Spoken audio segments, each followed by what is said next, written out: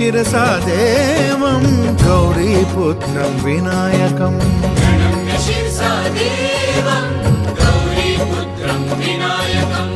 भक्तावासं स्मरे नित्यम् आयुः कामार्थसिद्धये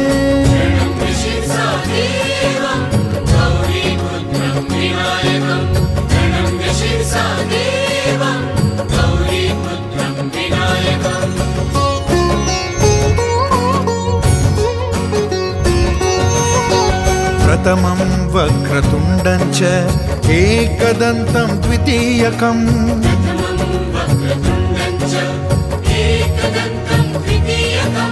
तृतीयं कृष्णपिङ्गाक्षं गजवक्त्रं चतुर्थकम्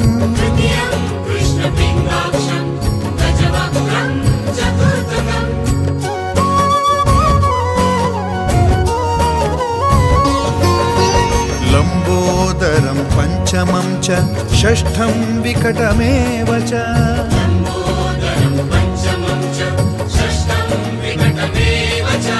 सप्तमं विघ्नराजेन्द्रं धूम्रवर्णं तथाष्टमम्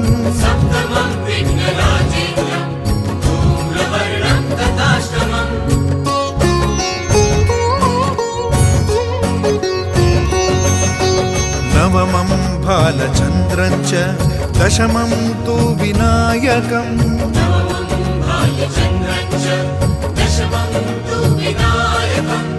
एकादशं गणपतिं द्वादशं तु गजाननम्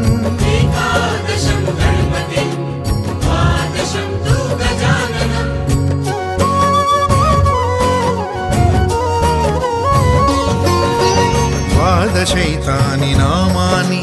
त्रिसन्ध्यं यः पठेन् नरः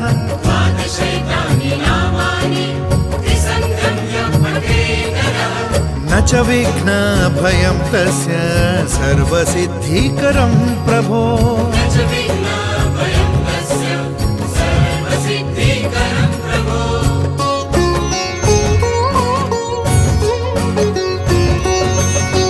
विद्यार्थी लभते विद्या धनार्थी लभते धनम्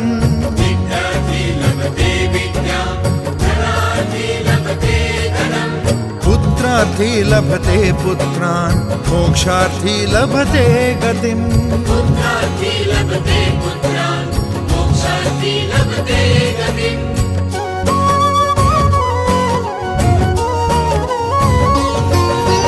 जपेत् गणपति स्तोत्रं षड्भिर्मासैः फलं लभेत्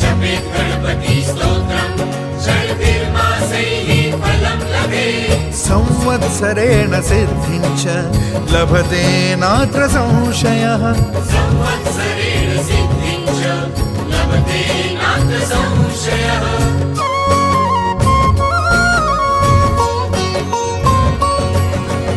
अष्टभ्यो ब्राह्मणेभ्यश्च लिखित्वा या समर्पयेत्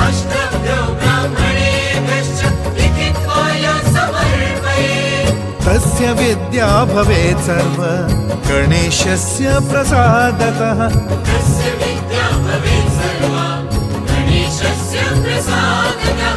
प्रणम्य शिरसा देवं गौरीपुत्रं विनायकम्